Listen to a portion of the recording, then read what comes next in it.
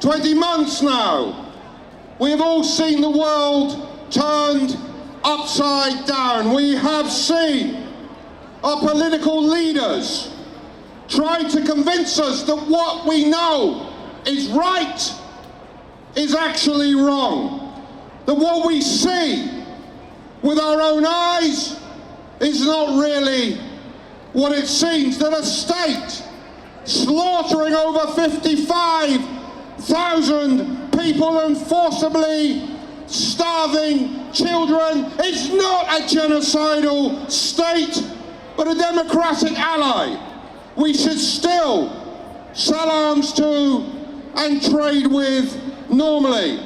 That the people who should be regarded as terrorists and treated accordingly are not the perpetrators of those barbaric crimes, but those who protest against them. Artists like Nika, or groups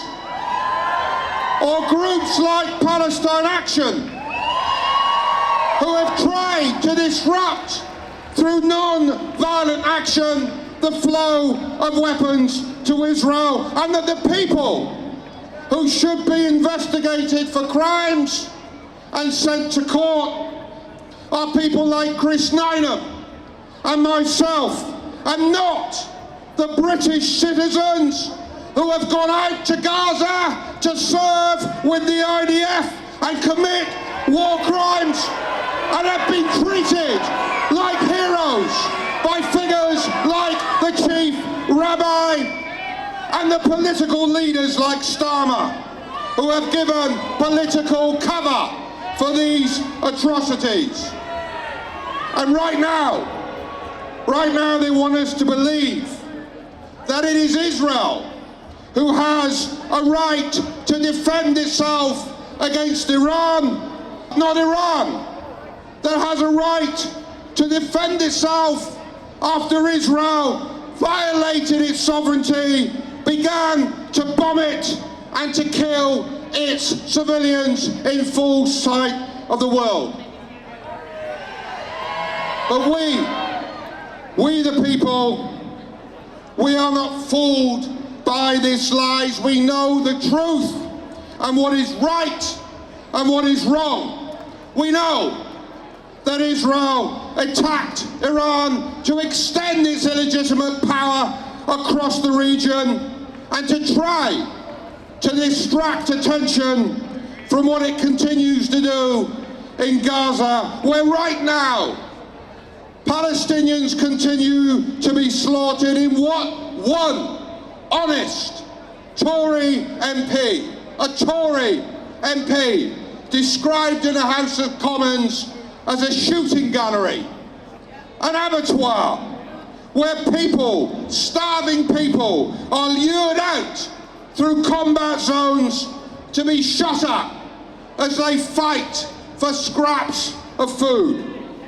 And friends, we know that this genocide is built on the foundations of a system of apartheid and colonization that Israel has imposed for decades upon the Palestinian people. And we know too this truth. When you establish a racist regime of religious and ethnic supremacy, then you can only sustain it if you teach an entire population to believe that those over whom they exercise power are less than human. That is why we see opinion polls like the one released last month that tell us that 47% of Israeli Jews believe that Israel should kill every Palestinian in the towns and cities it occupies. That 82% of Israeli Jews support the mass ethnic cleansing of every Palestinian from Gaza. And friends, here is the final truth that we will take with us back to our homes and arm ourselves with for the struggles ahead. That genocidal mindset will never change until Israel is held to account, until its impunity ends, until it is treated like a pariah state that no one sells arms to, that nobody trades with, that no artist or cultural figure will perform in, that is removed from every international arena.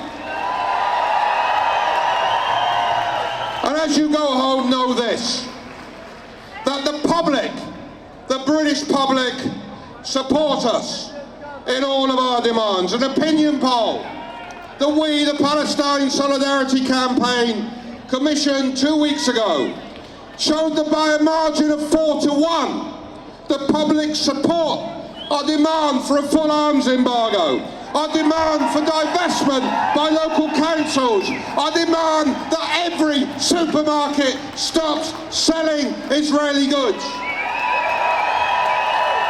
And I'm pleased to announce to you that 2 days ago, Peterborough Council became the 12th to commit to divest from all companies supporting Israel's system of oppression.